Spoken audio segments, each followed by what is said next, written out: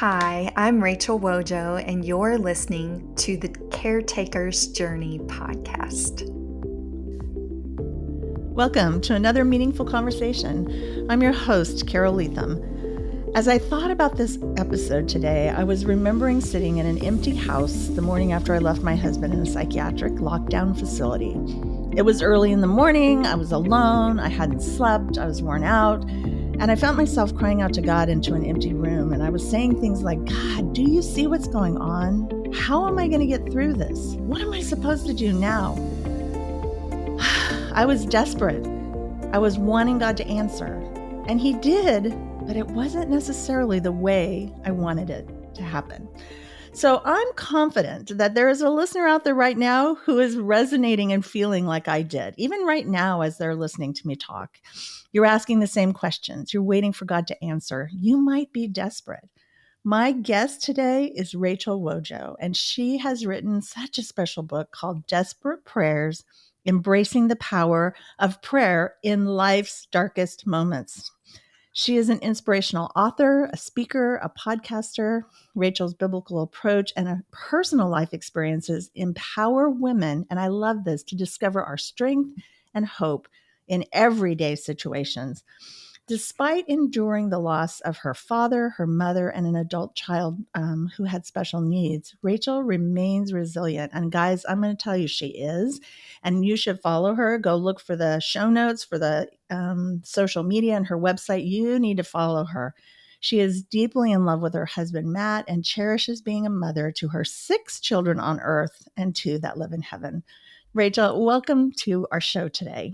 Thank you so much for having me, Carole. I'm really honored to be here, and I'm excited about the conversation we're going to have today.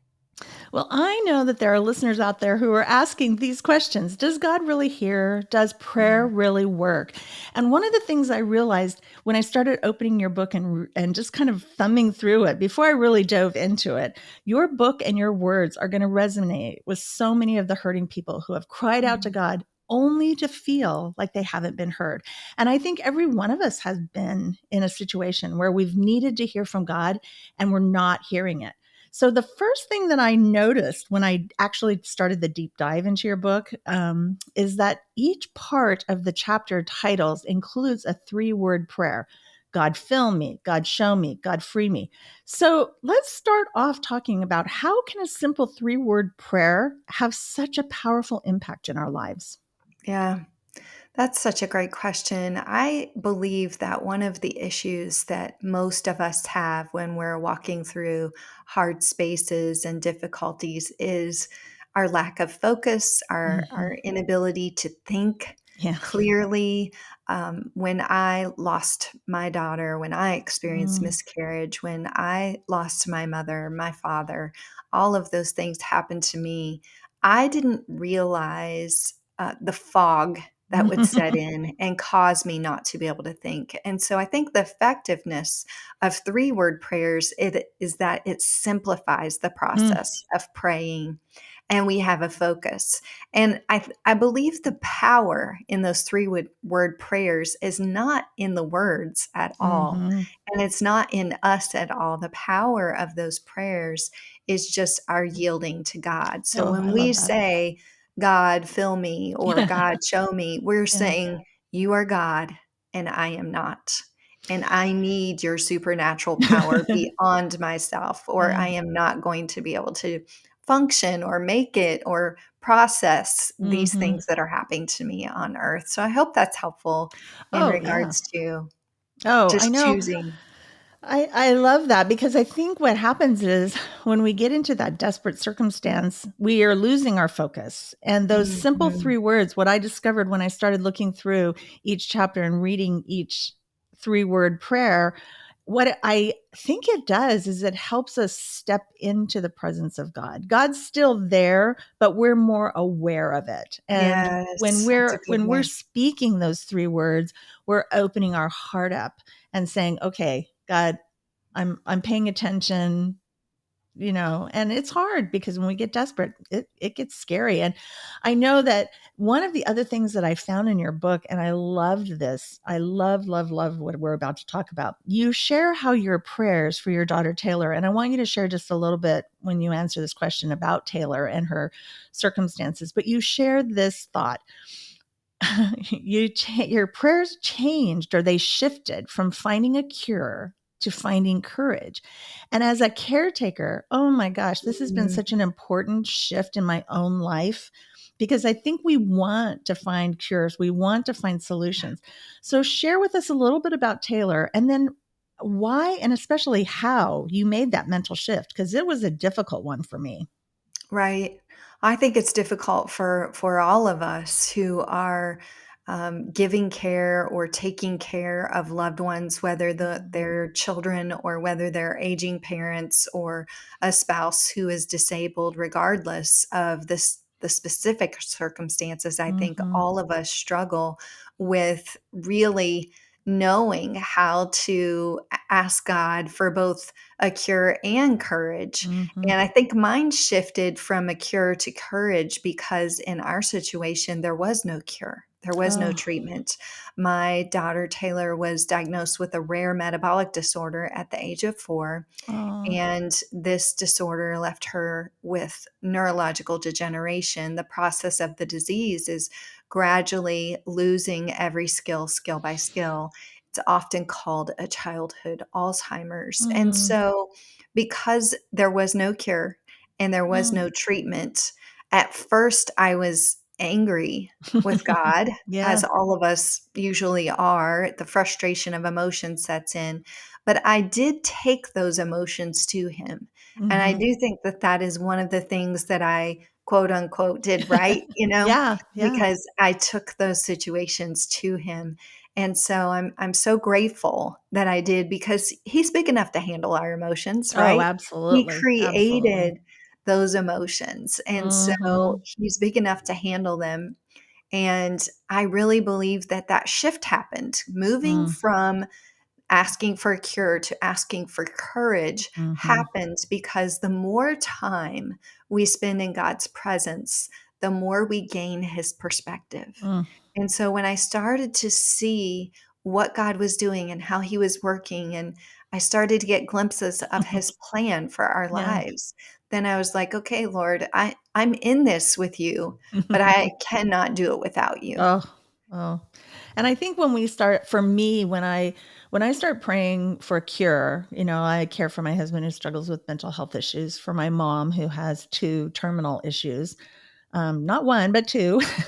and and when we focus on praying for the cure, it's hard because with my mom there is no cure, like just like Mm, with your daughter Taylor. mhm. But I almost feel irresponsible when I'm not praying for healing or praying for a cure. And then I forget that I need the stamina. I need to the encouragement. I need to pay attention to what God's trying to do. And I, like you, have even in my anger gone to God and said, "Wait, do you see what's happening here?" And so I've also discovered that it's a journey. And Yes. you also write that we prefer a quick fix over a Yes. healing journey. And Mhm. I we don't really want to be on that healing process because we want it to be over now. We're like a microwave world where we want to put it in the microwave, hit 30 seconds and be done with it. Yeah. And I find this to be part of the struggle in my life, is that I'm like, wait, it's been 10 years. Wait, it's been 2 years. Wait, Mm. God, I want this to be over. I want the diagnosis. I want the healing. I want it, my life back. And then God's like, mm. So can you speak to this truth, why we prefer a quick fix over a healing journey, and why you say we don't really want to be on this process? Yeah.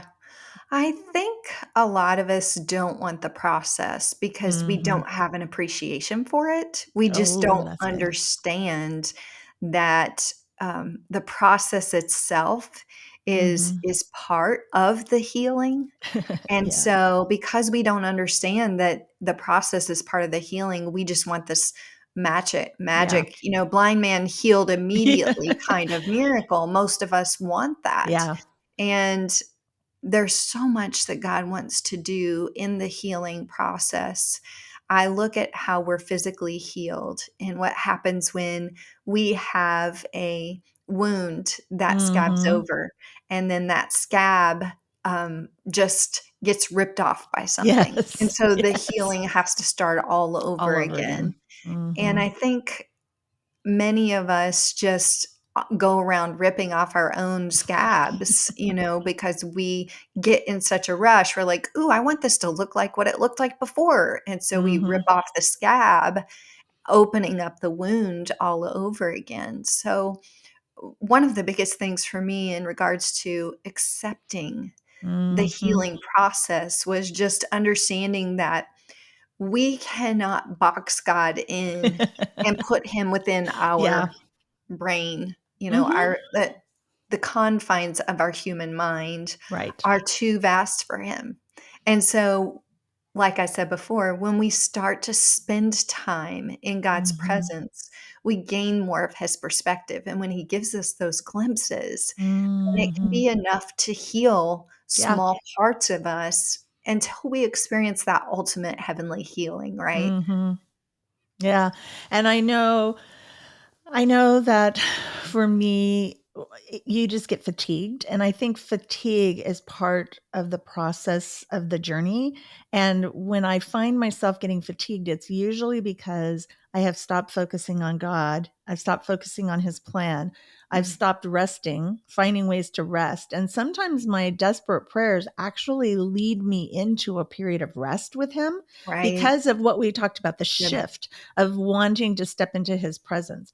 I also feel like when I get into this, my sister is really good about this because we co care for my mom. She is boots on the ground. I'm all the way across the United States. But when I start spinning, and because I'm a fix it type person, and I'm also like a pit bull personality where I lock on and then I don't want to let go. And there are times where my sister will just say to me when I'm spinning about a decision that needs to be made about my mom, she'll just stop me and she'll go, wait, take a breath. Now let's think about this. And just those few words, stop, take a breath, think about this, it Mm, causes me to get out of that cycle. So, one of my favorite quotes from your book, and I keep saying this because there are so many, you should see how dog eared and highlighted your book is now. And I'm telling you, listeners, you need to don't go now while you're listening, but go get a copy of this book. My mhm, favorite quote of all the book is praying for God to guide is asking him for directions, while praying for God to show up is asking him for revelations. So let me mm. say that again. Praying for God to guide is asking him for directions, while praying for God to show up is asking for revelation. And I sat and just kind of thought and chewed on that for a long time. So break down your thought process when you were writing that statement. Yeah, I sat and chewed on it for a long time too. We're talking days. Um, because I kept going back to the fact that so many of us ask God for guidance, and Yes. we want his direction. We want him to guide us on the path. We want him to explain the way to go. We want him to just move us and show us where we should be going. And so Mhm. I wanted to be sure to differentiate that when we ask God, show me, instead Yeah. of God guide me, those are two different prayers. Mhm. God guiding me is asking him to show me where to go, to lead Yeah. me, to help me to follow him. But God show me is asking for revelation. It's Yeah. asking, okay, give me a thought, Yeah. give me a glimpse, Mhm. show me how you're working. Yeah. And I always I wanted to have a faith that didn't need God to show me. I think so many of us think that, like, we're like, Yeah. "Oh, I'm Mhm. super Christian. I don't want God to have to show me. I just want him to say, 'Okay, I'm guiding you this way,' and I'll go that way."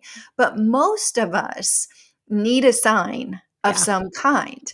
In the Bible, over and over again, I saw these Old Testament characters who asked God for signs, and I'm Mhm. like, "You know what?" My daughter asked me last week, she said, "Do you think it's okay to ask God for a sign?" And I just had to chuckle, she hasn't read the book. But, I said it absolutely is okay to ask God for a sign. We have examples of people in the Bible who Yeah. ask God for signs. And so I believe that they were our examples to know that it's okay Yeah. to ask God to show up Yeah. and show off in a way that you wouldn't normally do, so that Yeah. you can see how he's working and what he's doing. I just experienced that right before we got on the show. Okay. You talked about the super blooms in the Yes. wilderness. Yes. And I was like, oh my gosh, Carole has no idea. This past spring, I was in California and I was in the wilderness. I stayed in a home that was, oh, it was a self-sufficient home in the wilderness. So everything, it was a mud home, completely self-sufficient home. And I had the privilege of walking in the wilderness. And it was a very early spring, so the blooms were just starting. The buds were out. But we were Wow. walking together. My friend and I were walking together in the wilderness through all of this. And she said, I'm so sorry that you're just maybe a week or two early before all the blooms are going to be out. And so I was keeping my eye open, but everything was gray, gray, gray. And we almost got back to the vehicle where we had left it parked. And there was this gorgeous bloom. It was Oh. purple. It was Mhm. kind of small, but it was out. Yeah. And I was like, "Oh my goodness." So, isn't it cool how God connects the dots between what happened to me in the spring and how I Yes. shared about the fact that here's the deal, if I hadn't been walking with my friend, I would have missed those Yeah. blooms Yeah. because I wasn't looking down. I wasn't looking in the same places that she Mhm. was. And it just brings me full circle right back to this conversation. You talked about the super blooms in the wilderness and how you just want to see all of that glory and what God is Mhm. doing. I know we want that big revelation. We Yeah. want it. We want God to show us. But I think where we mess up is we're looking for the big, grand, glorious Yes. super bloom. And God's saying, I brought you a friend and she showed you the purple flower and you didn't even see that. What's it going to Yes. take? You know? That's so beautiful. I love that thing. Oh my gosh, we didn't yeah, so thank you for sharing that because what a beautiful picture. And I think you're right. I think that if we for me personally, if I had known 10 years ago how this was going to play out, it would have terrified me. Right. And there were times where I would felt like I was in the desert for several years and just lost and didn't know what was happening.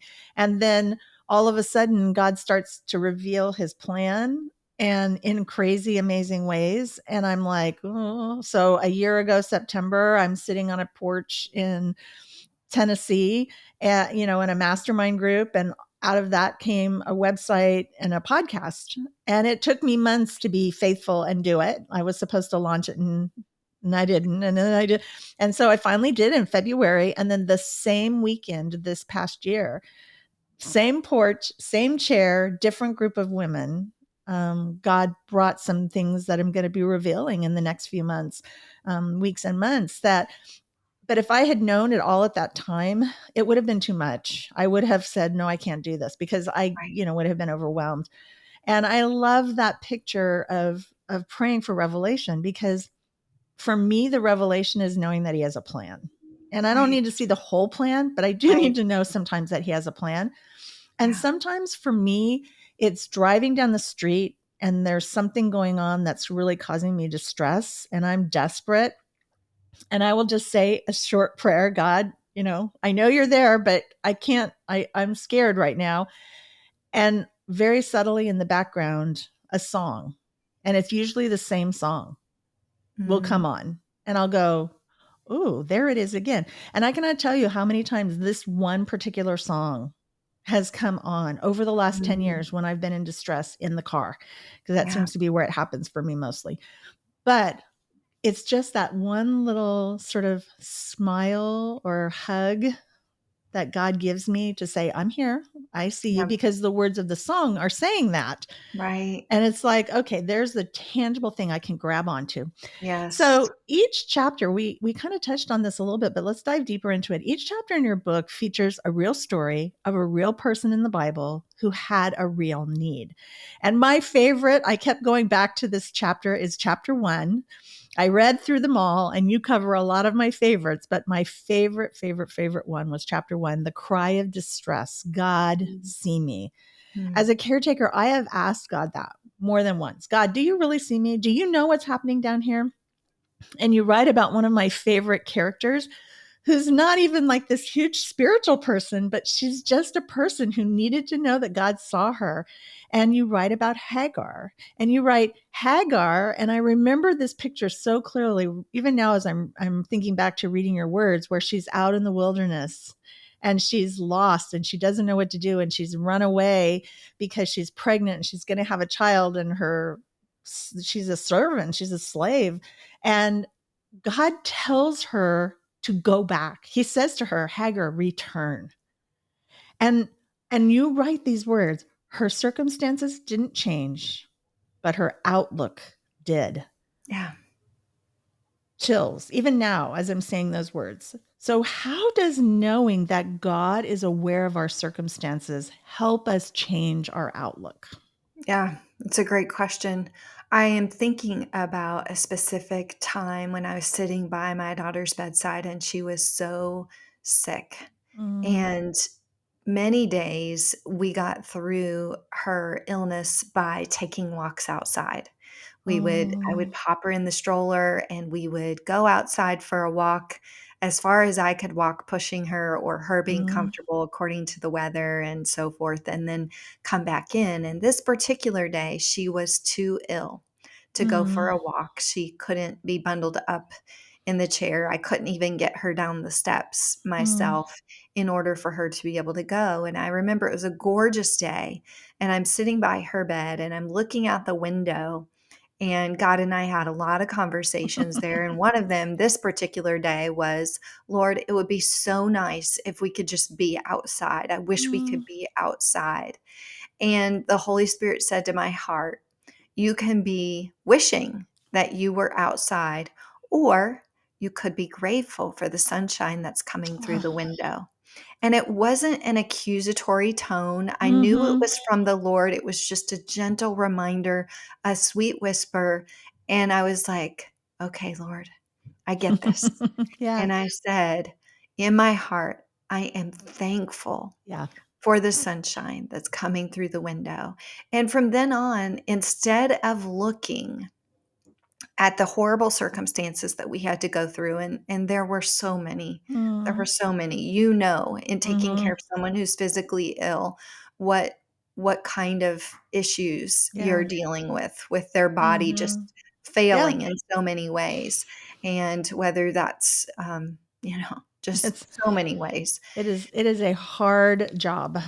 Yes. But I started to look for that moment was pivotal for me because I started to look for ways to be thankful and ways that God was showing up. The element of gratitude has so much power. Mhm. And Yes. so then what that did was it shifted me, and I started praising God for who Mm, he is and yes. not I caring love that. whether or not the circumstances had changed, but recognizing that he has the ultimate power, the ultimate authority, Mhm. that this world, this earth is temporary. And Yeah. if we can put on that heavenly perspective, adjust our eyes to see as God sees, then we can experience incredible change Yes. in our hearts and lives. So Mm. that's where the transformation takes place. That's where the outlook moves and the perspective shifts. Oh, I love that so much. So, you refer to these biblical characters in your book as Desperados, and I love that because 'cause I'm an old Western. I love old Westerns, and so Desperado brings this sort of vision to my mind of a scruffy cowboy on a horse and, in the middle of the desert with no super bloom, lots of cactus and Joshua trees, which is very, very, very close to where I live, just over the mountains. So why do you refer to the biblical characters as desperados? When I look at the prayers of the Bible, the ones that we have that are actually written out and recorded, Mm-hmm. I noticed, first of all, that they sounded pretty much like me. God, where are you? Yeah. Why aren't you here? And the honesty, the rawness Yeah. of their words really captured my heart because I was like, they're not so far from me. Maybe the culture was different. Maybe the circumstances are not mine, but truthfully, the scenarios were the same over and over Yeah. again. You've got Hagar dealing with rejection. You've got Mm-hmm. Hannah dealing with infertility. You have Mm-hmm. David dealing with his own sin Yeah. plus the loss of a child. Mm-hmm. So many scenarios in the Bible where these desperate characters just had no other way to turn except for looking up. Oh, And so when I look at them, I see myself yeah. in so many ways of just having nowhere else to turn except for looking up, and then recognizing the Yeah. craziness of that is that desperation fuels a dependence on God Mm, unlike any other. so good. And once you have experienced the incredible strength, the Yeah. incredible energy, the provision of God personally, Yeah. then you don't want to rely Yes, on yourself that's true. anymore. That is so And true. so that dependence it is fueled by the desperation, and it Mm, moves us towards God. And I often say that I was afraid that when Taylor died, I would mm, forget how much I needed the Lord mm. because she kept me tethered to Jesus. Yeah. And I really was afraid that I would forget how much I needed God. Mhm. And I'm so grateful to tell you that I did not forget. Amen. I'm thankful that God has used other circumstances in my life. Mm, He's used so many things in His Word and oh, His Spirit and His people to guide me and move me in a direction that keeps me continually relying on Him. And yeah. I don't want to live any other way. I Mm-mm. really don't. I'm with you, girl. I am so with you there. I the morning after I opened up by talking about the morning after I left my husband in a psychiatric hospital and the desperate prayer that I cried out. I mean, if I sit here and I think about it too much, I'll get emotional because, Right. I just basically told him, I don't know where he is. I don't know what they're doing to him. I don't even know how this is going to play out. I don't even know who to call and who's safe. Who do I call? How do I even deal Right. with this? Right. And yet, I said to God, I don't want to do this without you. Right. I don't want this to happen without you. Mhm. So, okay, what are we going to do next? Right. How's this? Right. What am I supposed to do next? And as we close out our interview today, I was so moved by the very last page of your book. It's called Mhm. Desperado's Prayer. And so I really want to do something a little bit different. And I want to ask you if as we close out the interview portion, we're gonna do a couple things when we're done. But as we close out this interview portion, will you please read for us out of your book, The Desperado's Prayer? I would love to. I would love to. Let me open to the right page.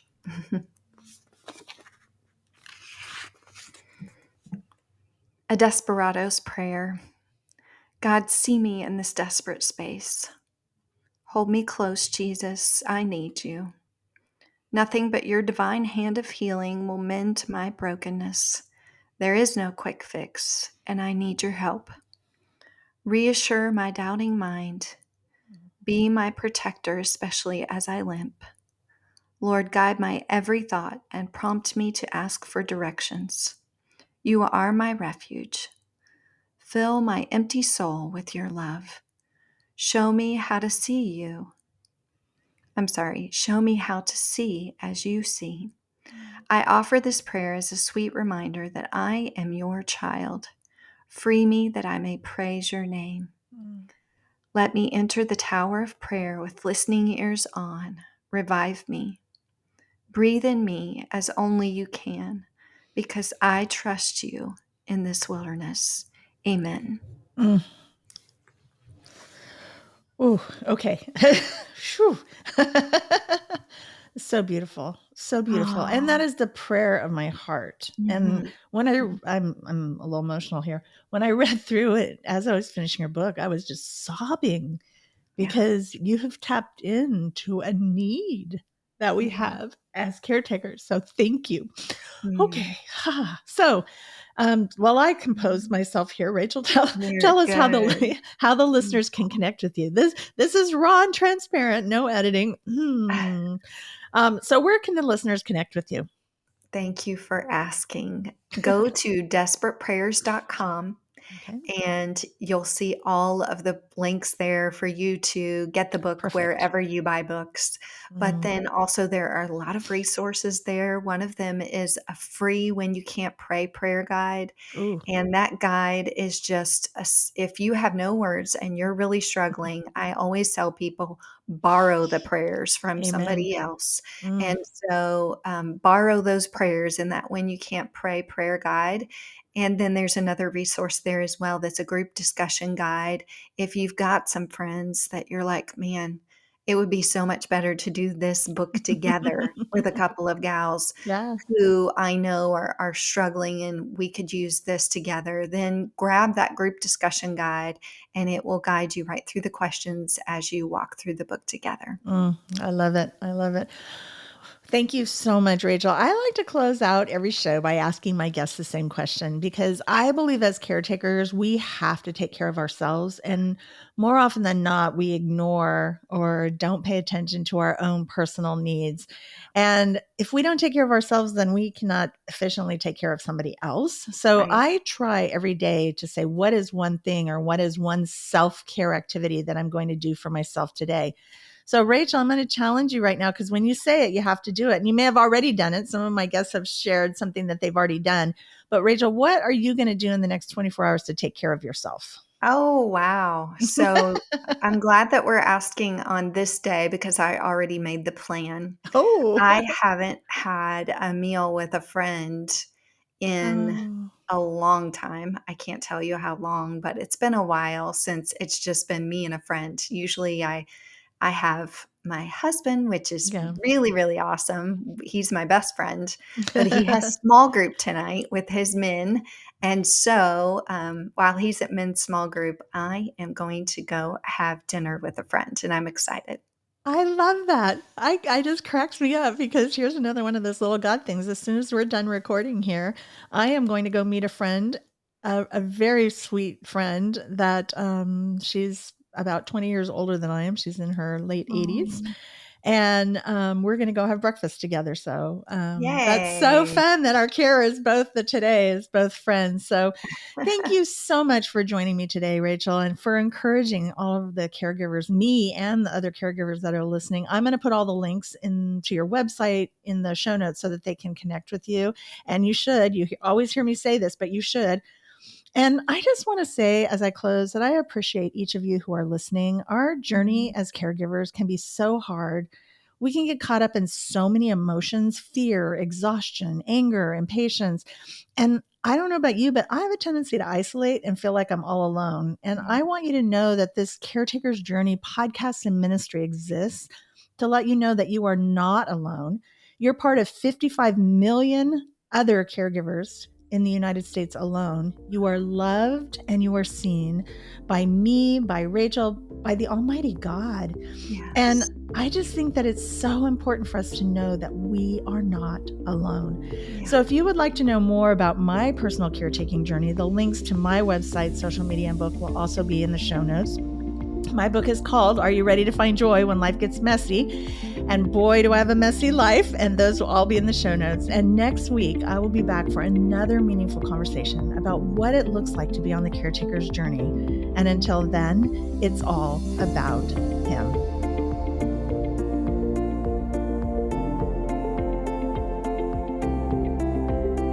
All right, it's uploading. It says it's still recording. It shouldn't be still recording.